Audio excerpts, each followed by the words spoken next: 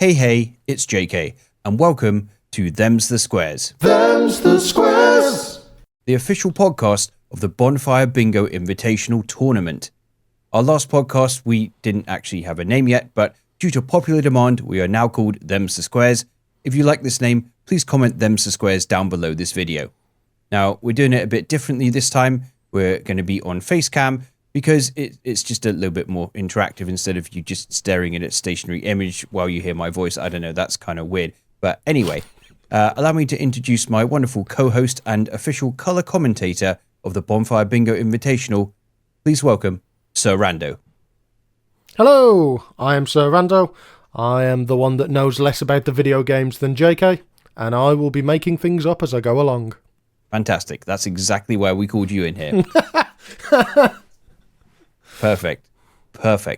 So we're going to go through all of the games, but I did just want to drop a quick note out to everybody who might be spectating the games or watching in the chat. So it should be noted, bingo is a pretty high pressure game. And during these games, at some point, the people playing them do make mistakes. We're only human. People will do things wrong at times and maybe won't do the most optimal routing because you have to pivot at a moment's notice, so you don't know what your opponent's going to do. And it can be pretty difficult. So I guess what I would like to say is, please, if you're in the chat there watching any of these bingo games on stream, please be respectful to the competitors. Having a bit of fun banter is one thing, but coming in the chat and saying things like, "You suck," or "I knew you were going to choke," is kind of quite mean-spirited and not really in the nature of this, which is really a bunch of friends having fun. So please be considerate, be respectful, and enjoy the games. Okay, serious bit out the way. So it's been a very interesting round once again, Sir Rando. A lot of interesting developments and some triumphs and some heartbreaks, I think it would be fair to say. Oh, good lord, not half. Like, looking at some of the games that were absolute train wrecks for no one's fault at all, and some of the games came down to it and both competitors knew that they could have improved and done things better. But there was a lot of really close and tight games this round, which was really fun to watch and keep on top of. Yeah, it definitely was the case. Well, speaking of things going wrong due to no fault out of their own, let's start with our first game. I thought since last time we started with the Gold League, maybe we start with the Blue League this time, just to switch it up, keep it interesting. Yeah, okay. Might you, by some chance, be talking potentially about a game that wasn't streamed? Is that what you're talking about? You know me too well, Rando. You know me too well. Yes. So this is Baron's Castle versus Mancakes in Oblivion Bingo. And so this wasn't streamed. The VODs are in the playlist. We did only just get Baron's footage today because he had a bit of an audio issue on the footage that he was sorting out. So that will be added to the playlist by the time this drops anyway, in case anyone wants to watch it. So Mancakes was the winner here by a considerable margin, and Baron didn't get a square for quite a while during the game. And there is a reason for that. Because I was initially watching Mancakes' perspective, I was like, what's going on? Has he gone... has he gone AFK? Has something drastic occurred and then just hasn't been able to come back onto a Discord call to let anyone know that? But something drastic had occurred. Oblivion, yeah. Yes. One might say. Indeed. So I will confess I haven't played Oblivion, so I am going by Baron's notes that he left for me here about how it went down. So basically what he said was there was a score on the board which was Kill Umbra. Should be noted, Baron and Mancakes prepared this board. This wasn't one on Bingo Sync, it was a board they prepared themselves. Now, Umbra apparently is a very high-level NPC in a dungeon, but there is a strat to kill her where you can attack her and bait her to follow you into the main city where the guards will attack her on-site and kill her, meaning you can get her dead early doors. Baron said it's a strat he's done several times before, and he even had practiced it in the morning before the game. So once it appeared on the board, he rushed the square at the start, got her to follow him, which does take a little while, admittedly, apparently. And when he ran into the main city, the guards started attacking him instead and tried to arrest him, claiming that he had an outstanding bounty. Looking in his game logs, there were no bounties in fact listed. He even went to the length of rolling back his save to before he baited the NPC to chase him, did the whole thing all over again, make sure he had no bounty in his stats log, and the gods did the exact same thing again, so he had to let them arrest him. When he subsequently got out of jail, the NPC had completely disappeared. She wasn't in the city or the dungeon, and he waited several in-game days and she just did not reappear. And by that point, so much time had been wasted, and Mancakes had gone so many squares, there was basically nothing he could really do about it. It was brutal. Absolutely. You need to go and watch the VODs and listen, because at the end they obviously have a conversation about it.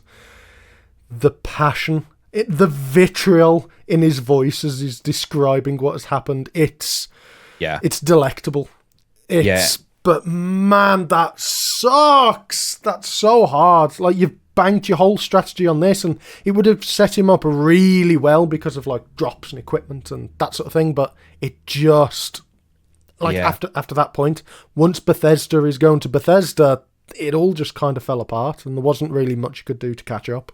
Yeah, I mean, it's a weird one, because part of me is like I feel like in that situation it's the game literally not working.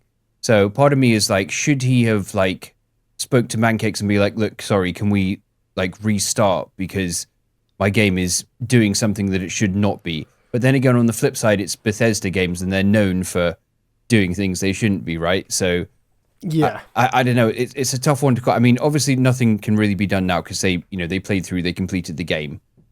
So it is kind of what it is. But part of me does wonder if maybe that would have been a reasonable thing to say, hey, look, my game is doing this, and I've been basically screwed over by the game not working as intended. Should we restart? So do we think we need to add a Bethesda clause to the rules?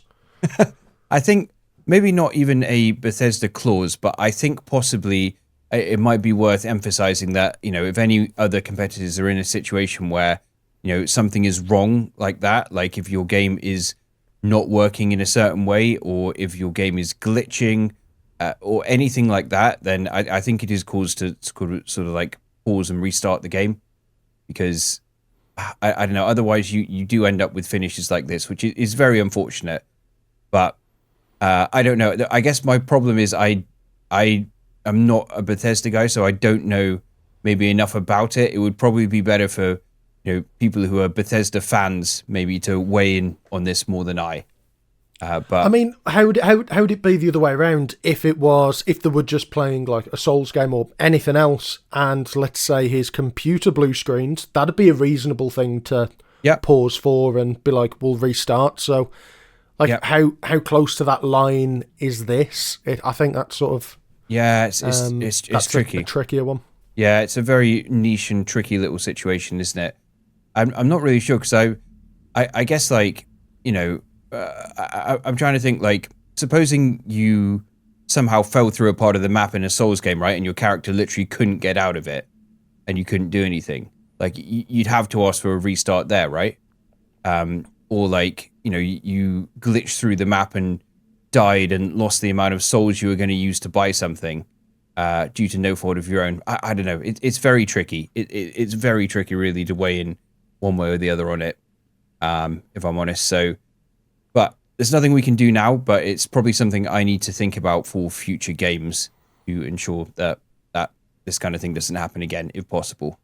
But then again, Bethesda going to Bethesda, right? Yeah, there's a reason why everyone has 500 mods for Oblivion, Fallout 3, and all of those games. It's to fix the thing that Bethesda couldn't do right in the first place. Yep. So, Mancakes, actually, as a result of that, is 2-0. So he is undefeated thus far in the Bonfire Bingo Invitational. And Baron has still yet to claim his first win, but that may well change going forward. It's still in the round 2. We've got 3 rounds remaining. Plenty of time to catch up. Okay. So we carry on with Blue League? Yes, let's keep going with Blue League. So next up is the Backlogs versus Pandamigdala in Elden Ring, which is super funny because Lemon famously is not the biggest fan of Elden Ring. I think that is quite well known. How did she convince him to do that? Well, apparently well, I think his strategy is basically he's just been going to his opponents and just saying, Yeah. what do you want to play? What do you want to play? I'll play whatever you want to play. Right, okay. So, because his logic was, I won't really have time to practice. So if I play them in their game, if I don't win, then, it will be expected I didn't win. Yeah, but if I do win, and if you do win, you're the hero. Yeah, exactly. So it's pretty clever. It's pretty clever. Lemon's a smart guy. He knows what he's doing. Very tactical. So they also, should be noted, they prepared their own board. They didn't use the one that I made because Panda wanted something with more stuff closer just to the start of the game, which is fair.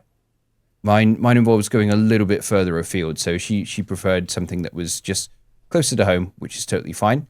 We had, it's worth noting, we had a massive stress right before the start of the game because the Bingo Sync website was down. I, at the last minute, had to source a different website and recode all of the bingo objectives to fit into this website, which was quite stressful and took quite a long time to do, but we got it sorted, thankfully. So let's talk about this one. So with this game, I don't think anyone expected Lemon to win, right? I think no. I don't think that's unfair to say. I don't think anybody expected Lemon to win. But it's his favourite game, so surely he's secretly got 900 hours in it somewhere. Maybe. I wouldn't be surprised. He probably has quite a lot because of failed runs he started and just not continued in it. So, but he did well. He did still get like 6 squares, which I think is pretty good for somebody who doesn't like the game. I think, and like if you listening to his comms on the way through, you could hear him saying, I vaguely know where this thing is, and then aha, and he was, it's not like he's still good at the video games. He does know what he's doing. So I don't think, even though it's a game that he's famously not a fan of, you can't really count him out. No, of course not. I to be honest, there were points where I actually thought he might have pulled off the upset win here during the game. There were points where I thought he might have pulled it off because what was kind of strange was Panda, at least from my perspective, actually had a really early option for bingo and she didn't take it, which I thought was odd because you'll notice that from early on, after she kills Alexander, she has those 3 in a row on that 4th column.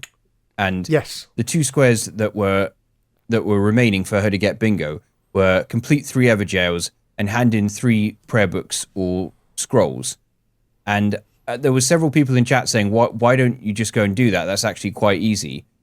And the thing is, there's 3 Everjails in Limgrave, the starting area, but she was saying she found like 2 out of the 3 bosses quite challenging to do. But if you go a little further afield to Liurnia, which you don't even have to go through Stormvale Castle, you can just run around the side of it. There's actually 2 Everjails right at the beginning with pretty easy bosses. So getting that square, I think, would have been very quick. But also, there was a scroll in Limgrave, and there was a prayer book in Liurnia near these 2 Everjails near the start. And then in Stormvale Castle after Margit, there is another prayer book. So she could have got both of those, in my opinion, very quickly. And she probably could have ended the game in about 30 minutes less than it took. But, I mean, she still won. She still managed to score the victory. And it did make the game more intense that she didn't. Yeah. In all fairness, though, I kind of respect the strategy, because even though people have said, oh no, this would have been better, and she was informed of that, I'm sure in her head she knew that. However, there's that point that, it's like we've seen, it's a stressful game. You make mistakes. So that thought of, no, I'm going to stick with the thing that I know, that I'm more comfortable with, and not allow for more of those mistakes to come into my game, and I'll just take the time penalty.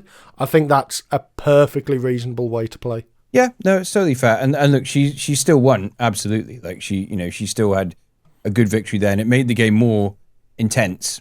That she didn't do that. It made it a much closer game. So she did well. And Lemon did well. We have to give credit to Lemon for it not being a game he's super comfortable with, but still managing to do a good amount of squares against Panda, who Elden Ring is her favorite game. So yeah, 6 squares is pretty good. I think most people expected it to be a bit of a blowout, really, sort of a bit of a waffle in the wind, but it was an actual competitive game. Yeah, no, it was good. It was a decent game to finish off round 2, as it was the final game that was played. So that puts Panda on the board with 1 win, and Lemon still remains at 1 win as well. So they're kind of sitting in the middle of the board at the moment. Mm-hmm. So okay, so that covers that one. Well done to Panda. The last game of the Blue League. This is going to be a interesting one to talk about, isn't it? So me, JK Leeds, versus Swalby1 Kenobi and Bloodborne Bingo. Now, I think I should give a little bit of context to this, because there was some, there was, so just out front, I got 13 squares and Swalby didn't get any squares, right? And there was a few comments on the VOD, basically like, oh, came here to see a bingo match and it turned into a solo game, and so some other like kind of mean-spirited stuff, right, towards Swalby, which I read that, I was kind of like, oof. But should be noted, we ended up changing the game about 5 or 6 days before we had our game scheduled in. The original plan was to do Pokemon Platinum Bingo, but about 5-6 days before our game was scheduled, Swalby informed me, by the way, I've looked at the board and the game's probably going to go like 6 or 7 hours, given the squares that are on there. Now, because of just the time that we would have to play against each other, and, you know, obviously my family commitments and all this kind of stuff, I cannot sit down and stream for like 6-7 hours, especially because we were probably going to be playing at like 8 in the evening my time here, which would be, going on until like 2 in the morning. So it just wouldn't really have been feasible. So we decided to change to Bloodborne. I think, which, Swalby has played before, but he didn't necessarily have much time to practice in the lead up to it. Dude has a newborn baby. We know how that is, right? Like, it's difficult. Yeah, I'm trying to say to your other half, right, okay, you do everything, and I'm going to go and play video games. It's a tough sell. Yes, it's a very tough sell. Yes, indeed. So yeah, because of that, he didn't have the kind of time to practice that maybe he would have liked to. And I will say I did practice quite a few times because I just really wanted to get my routing down, because it was I had never done Bloodborne Bingo before this game, so I did do quite a few practice runs just to make sure I knew where I was going, and mostly it all went pretty well, actually. Like, I managed to do some stuff I was quite happy with, like killing Father Gascon with an unupgraded weapon, which actually surprisingly worked out pretty good, and just managing to just basically go through the normal route of playing the game and get ticking off the squares. That's pretty much all there was to it. There was actually a couple of earlier bingos I could have taken, but I ended up just focusing on getting the 13 squares, which was, still a victory, right? Still a victory. So, yep. So yeah. Not only that, but that also sort of covers you up for in the future for if anyone else was thinking of trying to use Bloodborne as a sort of spring it on you sort of thing, to be like, aha, he hasn't really played on this game as much. We will do. No, they haven't got that option anymore, have they? Yeah, I've got my practice in, so I'm feeling all right for doing it again. If I don't know if I will do it again in the league, but I definitely would like to. So let's see if that does transpire. That also puts me at 2 wins. So that means Mancakes and I are at the top of the Blue League table. The only ones who have not lost yet. So let's see how that goes on. Okay. So with that all sorted, shall we switch over to the Gold League? Yep, that's the entirety of Blue League complete. Over to the Gold Boys. Yep, indeed. So I should say, there is a running theme with the Gold League in this round, which is that you will hear the sentence, and that one mistake cost them the game several times, because literally every single game there was one thing that went wrong for one competitor, and they lost because of it, which is savage, very savage. Yeah, you might even say that them's the squares. Them is indeed the squares. Them's indeed the squares. That's just how it plays out, isn't it? Well, I suppose let me start with possibly the most personally heartbreaking one for me, which is Teleos versus Babs, my wife. Yeah, this was so unfortunate. This was so unfortunate. So, I think this game was so close, and it might not seem it the way it played out in the last like 30 minutes or so, but it was so close up until that point, and it came down to one mistake, which unfortunately cost Babs the game. It was very tight.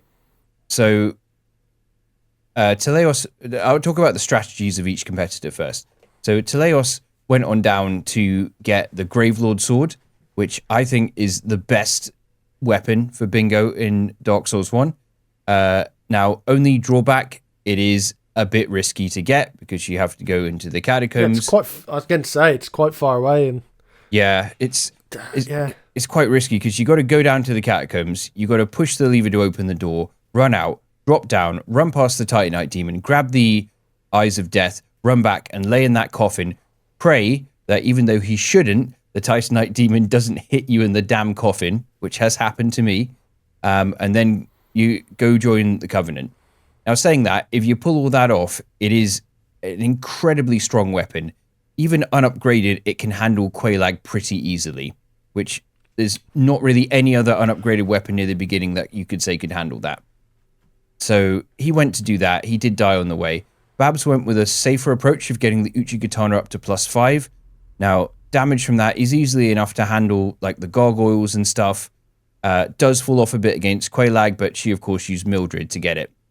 Now, they both arrived at Sen's Fortress at almost the same amount of time, but Teleus was a little bit ahead, and he did have a bingo looming.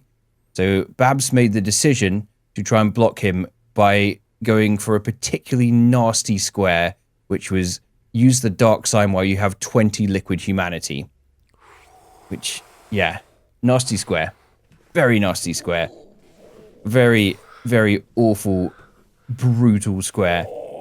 So she didn't quite have enough. She had 18 liquid humanity. But luckily, right near Sen's, there is an NPC who drops 3 humanity by the name of Andre the Blacksmith. So she killed him after a couple deaths, went to use the humanity and then dark sign. But the tragedy was she used 21 humanity instead of 20, leaving her with none. Now, if anyone's curious why this is so bad, a big part of Babs' strategy is to summon Iron Tarkus at the top of Sen's Fortress in order to beat the Iron Golem, because Tarkus is just absolutely ridiculous as a summon and just slaughters Iron Golem. But having used all of her humanity, Babs had none. And as crazy as it is, there is no humanity lying around in Sen's Fortress, which I only learned when I was trying to help her out here. There is none lying around. And there were a couple of options that sadly we weren't thought of in the moment, like kicking Siegmeyer off the edge into the pit. He would drop 3 humanity, but didn't think about it at the time. And that needs that's one of those that's such a hard pivot to go to. Yeah, running around trying to find something to all of a sudden I'm going to punt this bloke off a bridge. That's tough to try to find in the moment. Yeah, indeed, and like so she went up and tried to kill Iron Golem without just using the katana, but the damage was like 24 damage each hit, so like it's nothing really. But yeah, and so in the end, she had to go back down. She had to kill Shiva's bodyguard to get the Dark Woodgrain ring, which did help to get a square and block, and she did get humanity there. But by this point, Teleos had already just gotten so far ahead And then the humanity issue reared its ugly head again when she wanted to kill Ornstein and Smo. It was tough. It was really tough, honestly. She did manage to get the 2 divine blessing squares, but yeah, by that point, Teleos had beaten Ornstein and Smo, and he had the Lord Vessel, meaning he could warp, and there's just not much you can really do when the other person has that advantage. It's tough. Yeah, you've got no. You can have no idea on what's going on the map, can you? I mean, it's like you can't look at a square that has happened and think, oh, they're going to be there for roughly this amount of time. It just doesn't exist anymore. Yeah, you're just home with bone, and then you can go anywhere you want. Yeah, So. exactly. Yeah, it's just too much freedom, and it was unfortunate because but up until that point, Babs actually died less than Teleos. So like, if that mistake with the humanity hadn't been made, who knows how things would have played out, right? Like it's hard to say. But it was unfortunate. It was unfortunate. It was one small mistake which likely cost the game, but them's the squares. Them is the squares. Them is the squares. So this puts Teleos with a point in the win column, and Babs is still searching for her first win. I can tell you she is determined to come back and pull it off, but I think we should also give props to Teleos, who, while he was playing his son, who is very young, was crying outside the door, trying to get to his dad, and even got in and was climbing on his dad at some points as well. And Teleos was still playing. And also the crazy bastard plays Dark Souls with mouse and keyboard. What? Yeah. What do you mean? Who does that? No. I keep telling him not to. I keep like, dude, just don't. Why? Like, it's already stressful enough. Why are you handicapping yourself more? I mean, it's yeah. Actually, that might bring something up. I've thought for a long time that there's potentially the most optimal way is a controller in one hand and then your other hand on a mouse to play video games. Because so you've got analog movement and you can point at things properly, but playing Dark Souls on mouse and keyboard is cursed. Yeah, I mean, there's a reason in those streams I did a while ago where people could put restrictions in place for me. I had mouse and keyboard on there, and every time people were like, "Yep, mouse and keyboard. You're playing mouse and keyboard," because like it's horrible. It's actually horrible. I don't know how he does it, and I don't know.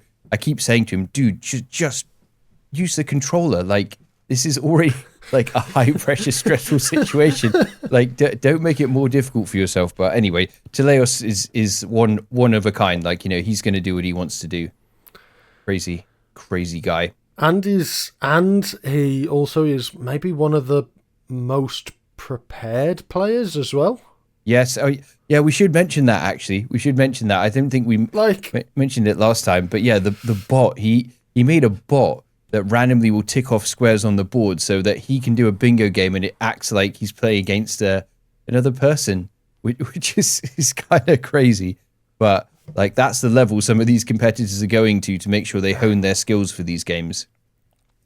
That was such a good idea, but like, that is, I think he could be really quite dangerous going forwards. Like, it does feel like his skill level is just gradually increasing, and yeah, he could do very well. He could do very well. He could. He did really well here. He played really well.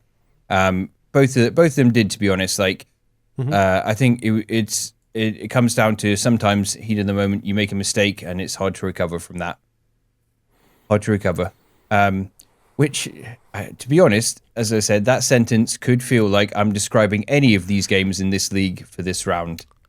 And considering that sentence, should we move on to the next game? Yes, let's do that. So I've got Trev the Dev versus Gamers Weekend next on the docket here to discuss.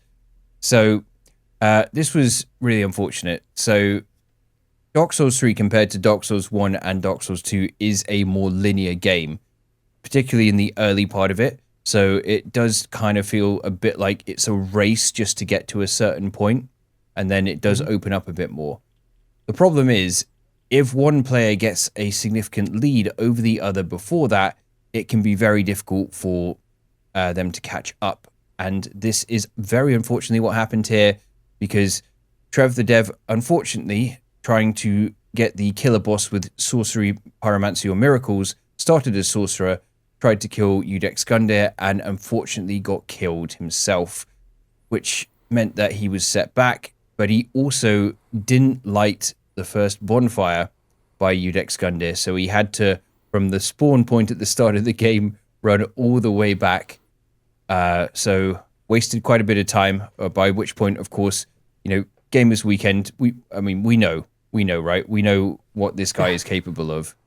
He's absolute beast. And the man's a savage, and I don't think people can. There's lots of talk of him being best. Everyone thinks he's going to win, and you know what? They're right to think so. Yeah, absolutely. Like, he's storming through the bracket at the minute, playing incredibly well. Yeah, and you got to consider, this is a game that he was not that confident in. This is a game that he knows way less well than Dark Souls 1 or 2. And not only that, but you've also got to think of, I don't even play this game. And just being able to pull it out of the bag there is, it sends a message to everyone else for sure. Yeah, I mean, his preparation is very strong, and his just decision making and just being able to analyze the board and just do stuff very quickly. He has a history as, a speedrunner, which really comes into play here as well. I've also played Night Rain with him a couple times, and like his just knowledge of, okay, we need to go here, we need to do this, we need to do this, we need to do this, like in the spur of the moment, is just wild. Considering dude like literally goes weeks without sleeping, like the amount he's switched on to this stuff is just mental. He is. And I kind of assumed that it would be a case of, to some degree, he was just sitting on his laurels, having done a bunch of speedrunning, knowing a bunch of tech about the games, but no, he's out there secretly in his cave grinding away at the game. He is. Like, he's putting in a lot of time and a lot of hours into this. He is. And you know what? We don't even need to just talk about it here. We can actually hear from the man himself, because this week, our very own Sir Rando pulled double duty, not just as colour commentator, but also as interviewer. So here is a post-match interview that Sir Rando had with Gamers Weekend right now. Right. Okay, so just going to go through some general questions about everything that's been going on in the Bonfire. And I'm going to obviously ask some questions that are supposed to be, quote-unquote, drama. But just... Oh, okay. Not necessarily drama, but just trying to hobble together a story that may or may not be there. That sort of general making videos malarkey. But gotcha. Obviously everyone in the Bonfire actually likes each other, so it's not going to be like, who do you want to stab in the dark? I'm coming for you, Doom. I'm going to stab you. Right. Okay, so how did you feel about all of your performances so far? So I'd say for my first game, I was pretty proud of how I played that. The Dark Souls 2 match, I was pretty proud of everything that went down there. Dark Souls 3 was definitely a much different beast, because prior to this bingo match, I've done a complete run through of Dark Souls 3, I believe only twice at this point. So I was really like going in a lot less prepared. So I was coming into the game thinking, if I can at least be competitive with Trev, then I'll be proud of how it goes. And I had my route secured. I had my game plan going into the match, and it got to about Fair on Keep before it all completely fell apart, and I was stuck on Crystal Sage. But I was able to pull it back and was able to barely, at least from my point of view, maybe not from everybody else's point of view, from my point of view, I feel like I barely was able to pull out the win against Trev. But the fact that I was even able to be competitive in the first place at a game that I'm so unfamiliar with, I'm pretty happy with that. Very good. Who do you think in the entire league would trouble you the most? I am definitely scared of Doom. Doom Wolf is he is a spooky opponent. I've played with JK a number of times, and JK and I are very back and forth. I'd say we're relatively even, and Doom is also on that tier of evenness. I'd say he's like on that same relative tier of play, and I am quite concerned that his ability to read the board, or just his ability to read the board might just completely trounce me at some point. And I feel like if I make certain mistakes against Doom, it's gonna be a game over really, really quickly. Okay. Who do you want to play most in the opposite league? Ooh.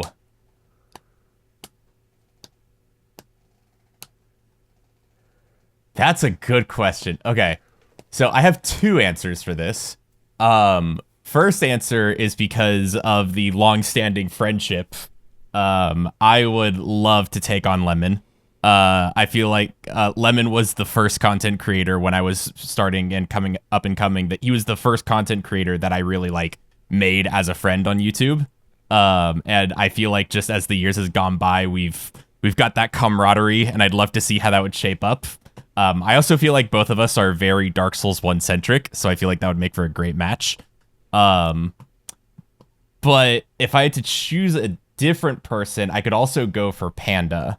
And I think it's because I don't know of anybody in my group that is really Elden Ring centric.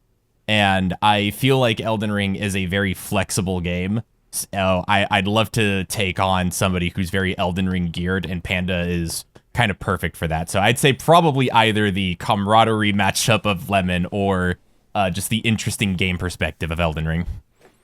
Okay. How much prep have you actually been putting into your games beforehand, or have you just been going by the seat of your trousers? So Dark Souls 2, I didn't put too much prep into. Reason being, I had like 2 or 3 days of practice before I played JK in our friendly match. That's when we were testing the board before the tournament started. So Dark Souls 2, I didn't put in too much prep because I felt pretty confident in my ability to play that one. Dark Souls 3, on the other hand, was one that I put a pretty good amount of prep into. I'd say that in the 2 weeks leading up to Trev's match, there were 3 or 4 days that I spent around 3-ish hours on Dark Souls 3. And then the day before my match with Trev, I believe I played for, I want to say it was around 7.5 hours of kind of replaying that starting section a few times and testing various weapons against the bosses. I did enough playthroughs where I cycled, I think, through 9 various weapons, trying to figure out what the best angle to approach the game was. So I definitely put a lot of prep into my match against Trev. I'd probably say somewhere around 15 or so hours over the 2 weeks. That's a lot of work. That is a lot of work. I was scared. I was telling everyone at the bonfire, they're like, don't let Kyle joke you. He's so good. I'm like, I'm scared of Trev, guys. Like, you don't understand. He knows this game. Man also had spreadsheets. He was like, even the bits I don't know, I've got the tech prepared. Okay. Oh yeah. Which game would you be most worried to play? Even if it's potentially outside of Dark Souls.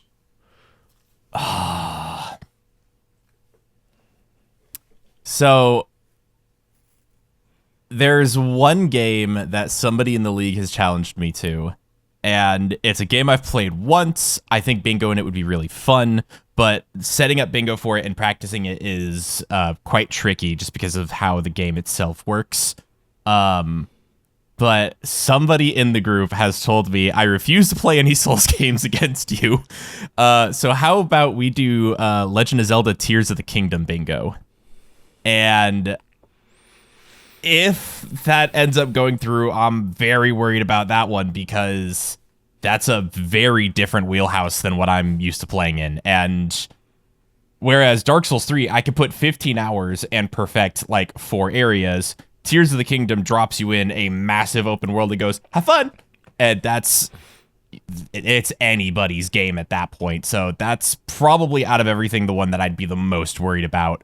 That's a potential oncoming. I'm trying to talk us out of Tears of the Kingdom, but the negotiations are not going well. You could always go for Mario Party. I'd be game. Hey, I listened to the podcast last time and I heard the words Mario Kart as well. I'm just saying Mario Kart. I'm game. I think I might be able to imagine who it was who's asked for Tears of the Kingdom. Who do you think it is? Might it be someone where Tears of the Kingdom is their favourite game of all time? A certain Italian Probably. lady. Yeah, a certain mushroom-loving Italian woman. Yes. Yeah, I thought that might be the case. The other thing that's difficult about that game is because it's sort of an engine of a game. You've sort of got... Yeah. You can do that sort of creativity thing there, so it's sort of almost to some degree harder to be like, I've got my set strategies for like overarching things. You've kind of got to improvise, which is spooky for bingo.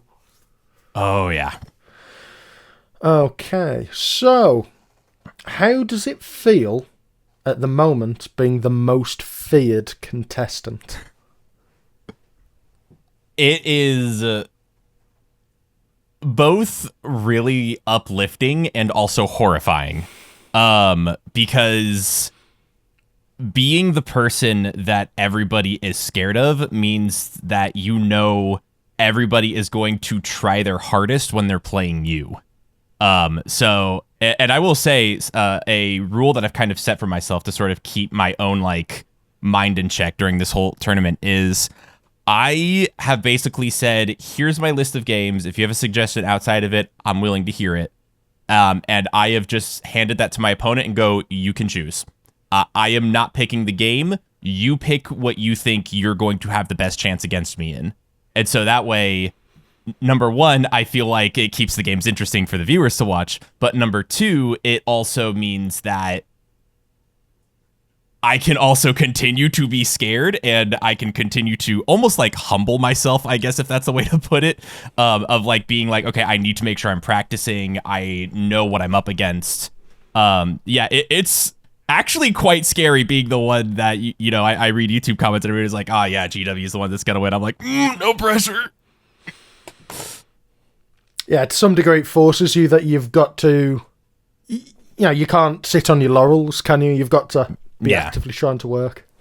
And last one, what's your plan going forwards with your next matchups? So going forward, it sounds like we've not finished the agreement here, but it sounds like Doom and I are going to be playing Dark Souls 1, which is a very interesting move because while Dark Souls 1 is my preferred house, I also know that's Doom's preferred house. So Dark Souls 1, that's going to be a really interesting game for us both. As we've said before, the matchup with a certain Italian lady is still mid-negotiations, and I'm at the moment not sure about Telios, but I think at the moment a majority of my focus is on beating Doom, get over that hill. I feel like if I can get over Doom, I'll be the only person in the group that's 3-0. At that point, I'll be in a good enough position to where I can start to think of more extensively across the tournament. But I'm still going to treat people one by one as they come and just, all right, on to the next enemy, on to the next one. Just keep that up until either I finally fall or I'm at the top. We'll see what happens. Perfect. Thank you ever so much. Okay, so we should be back from the interview now in 3, 2... Well, I'm treating this like it's a live broadcast. It's not. Okay. So there we go. Some very choice words there from Mr. Weekend. Very eloquent as always. Good lad. He knows what's up, and it'll be very interesting to see what happens going forward. He mentioned his game with Doomwolf, which is probably two, maybe arguably the two best Dark Souls bingo players in the league going up against each other. So I will be watching with bated breath to see how that plays out. But we'll talk. I want to see on that. I want to see some sort of Rocky IV training montage, like of the two competitors training in slightly different ways. Doomwolf obviously surrounded by all of his cubs and like with his family, and then Gamers Weekend like just hiding under like in a rock under the mountain, completely alone, just doing nothing but the game. Like we need some sort of a montage for them. Yeah, indeed. I think we'll put something together for that for sure. But yeah, we'll chat more about that when we talk about the games for next week at the end of this. So that of course.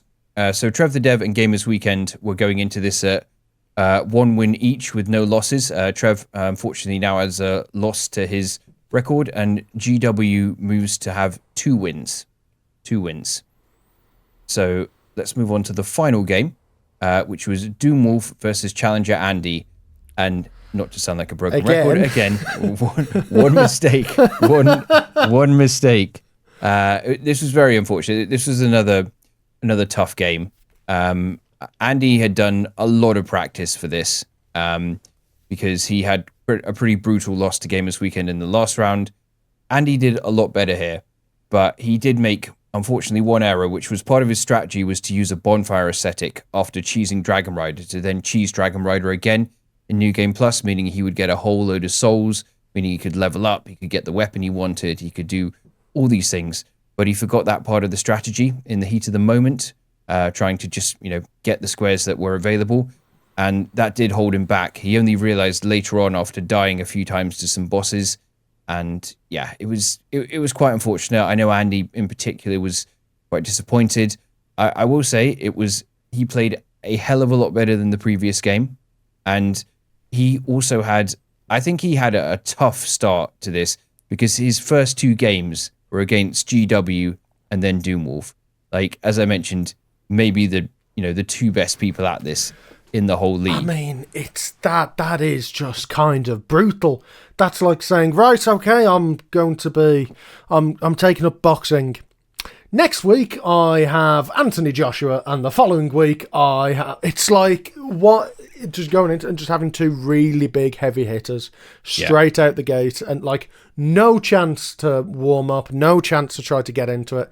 You just got to go straight into like really difficult games. Yeah, it's not the easiest at all. I think he did incredibly well, and even though he did make that mistake, which was a big mistake to his strategy, he was still clinging on and doing really well. And like, as far as anyone was concerned, like Doomwolf was there.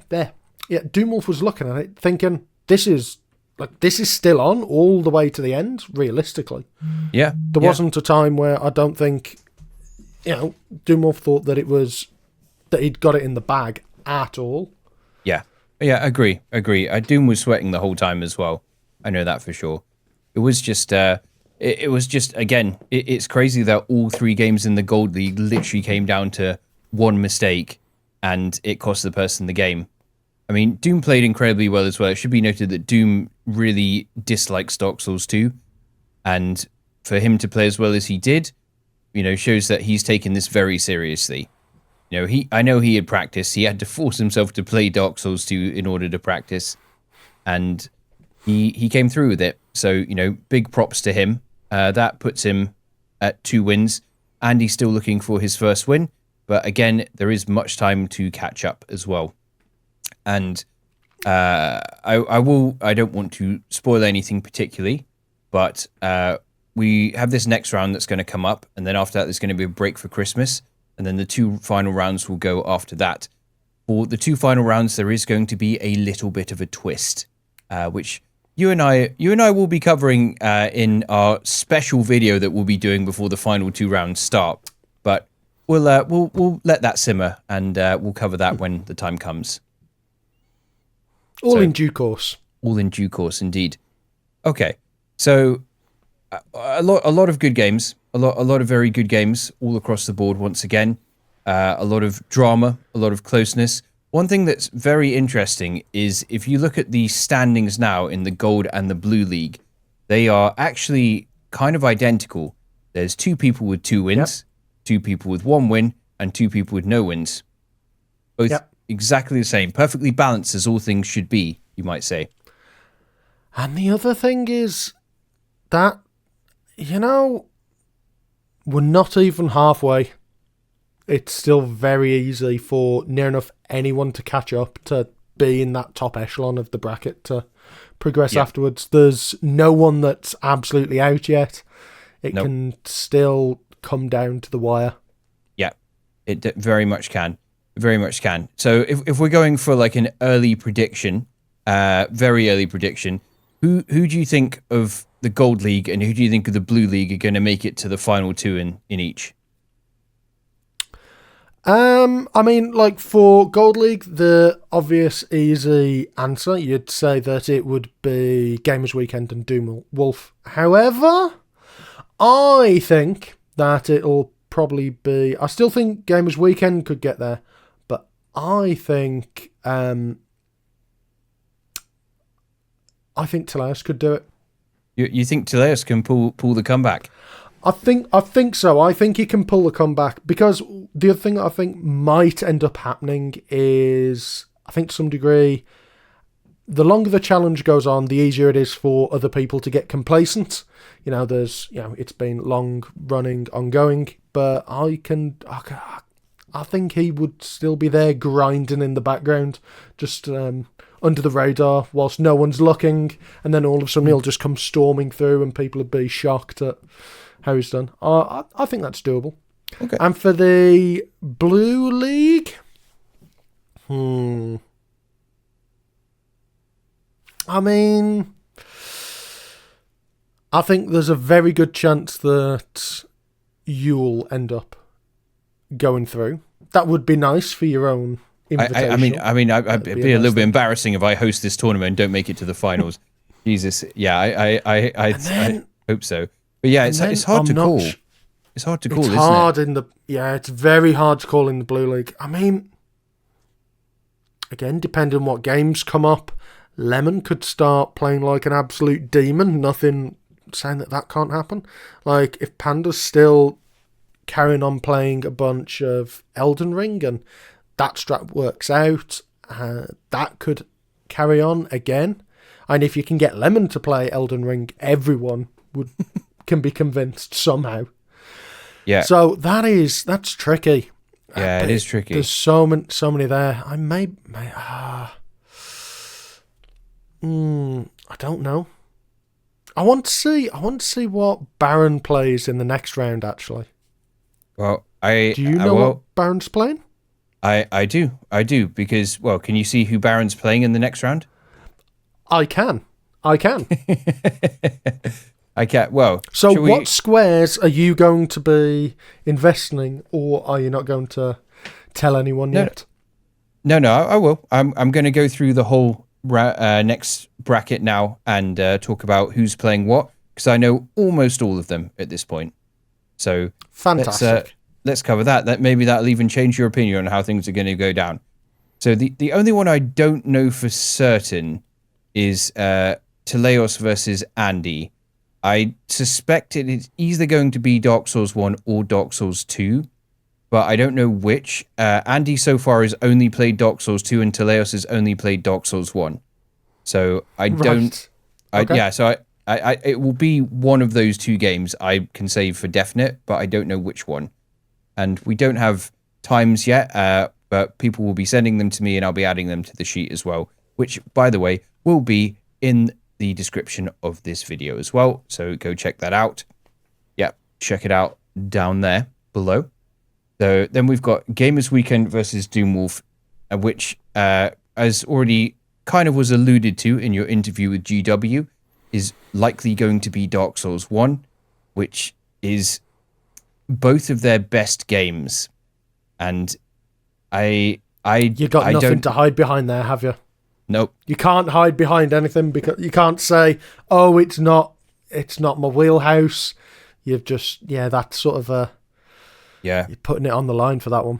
Exactly. Yeah, it is a big game And of course, neither of them have lost yet. Both of them are at 2 wins apiece. So whatever happens, one of them is going to have their unbeaten streak broken by the end of this game, unless there's somehow a tie, which is extremely unlikely to occur. But maybe, who knows? I don't know. This for me is real Clash of the Titans, to be honest. This is probably the most difficult game to call. Both of them are my friends. Both of them are really nice and lovely people. And I will be very Demons interested. on the squares. Yes, demons on the squares. Absolutely. Absolutely demons on the squares. One thing worth noting. So Doomwolf has only ever lost 1 bingo game in all the time we've been playing. And I'd say next to me, he probably has the most bingo game experience. The only time he's lost is he lost to me at Dark Souls 2. But and we had a tie in Dark Souls 1 actually, because the board was some weird wacky board.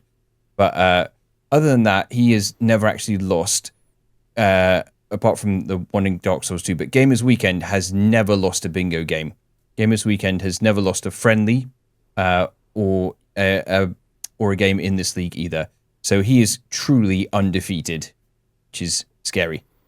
Very scary. He's never lost one at all. No, never lost one at all. I assumed that he would have done in friendlies at some point. Well, do you know what? Does the man not sleep? No, Does he not doesn't rest? sleep.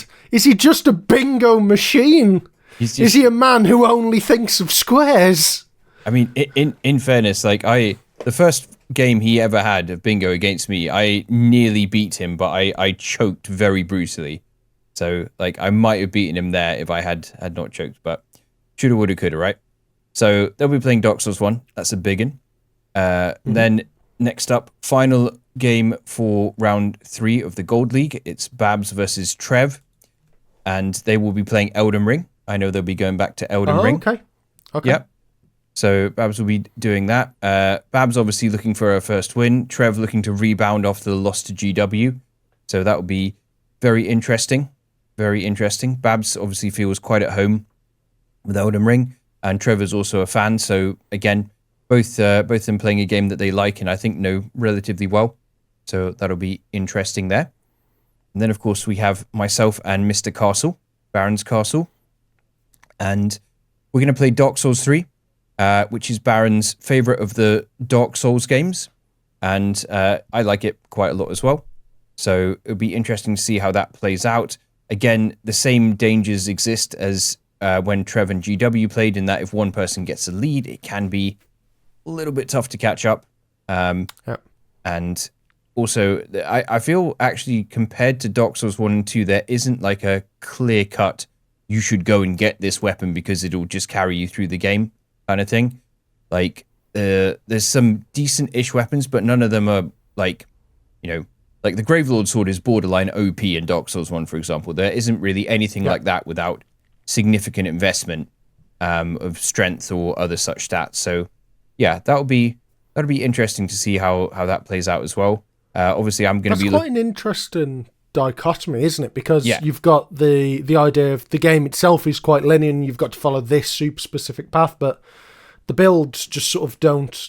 Like, you haven't got those... Yeah, you can't be saying, I'm going for the Zwei.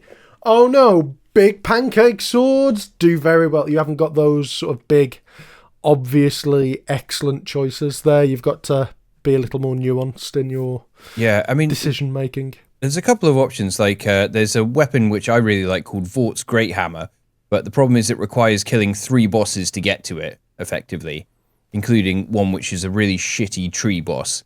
So I don't know if you've ever seen... I don't know if you've seen much Dark Souls 3, but there's a boss which is a tree. A little bit, yeah. Yeah, there's a boss which is a tree, and you have to hit it in the balls to kill it.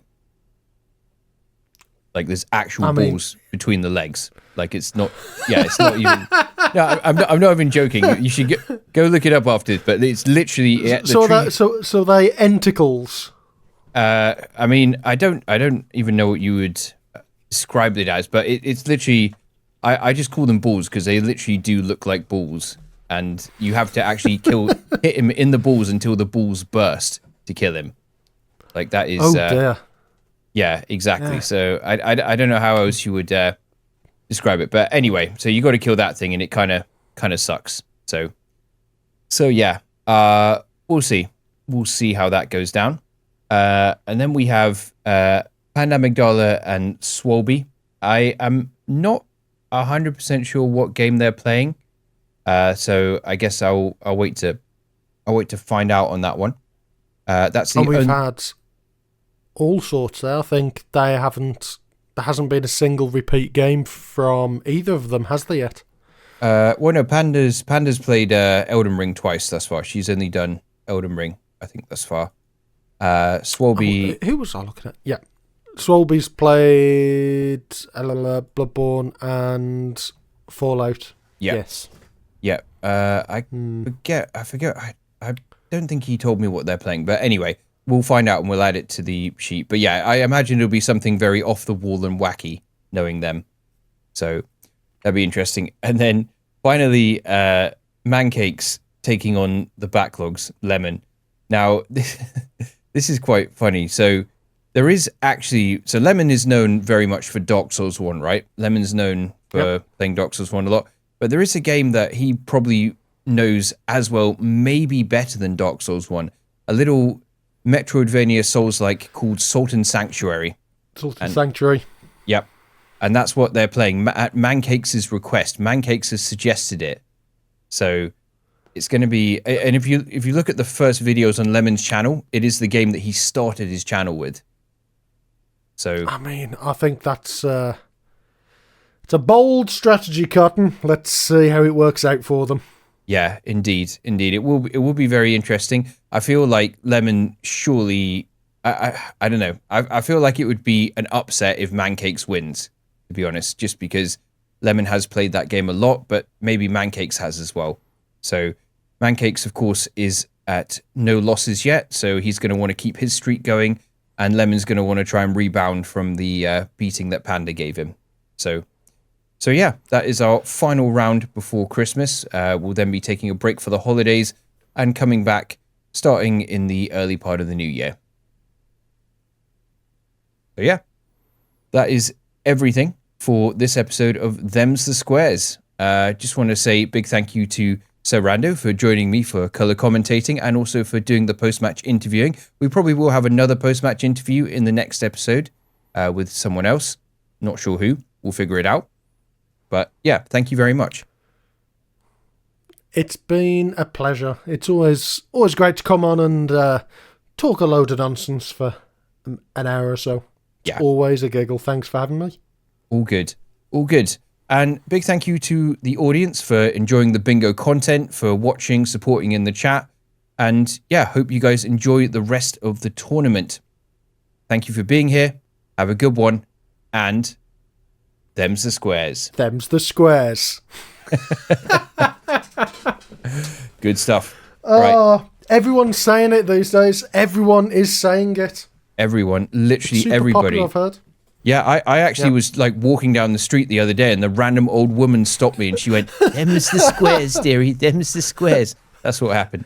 I'm still recording this and I'm putting it at the end of the podcast. I'm just going to cut it off. No, she wasn't she wasn't saying that. She was saying the biscuits up there. Oh, okay. Oh, my bad. Okay, I'm just old and senile. Yeah. Okay, I'm still recording. I'm keeping all of this in, by the way. This is going to end the podcast. So, good stuff. I mean, why would you stop?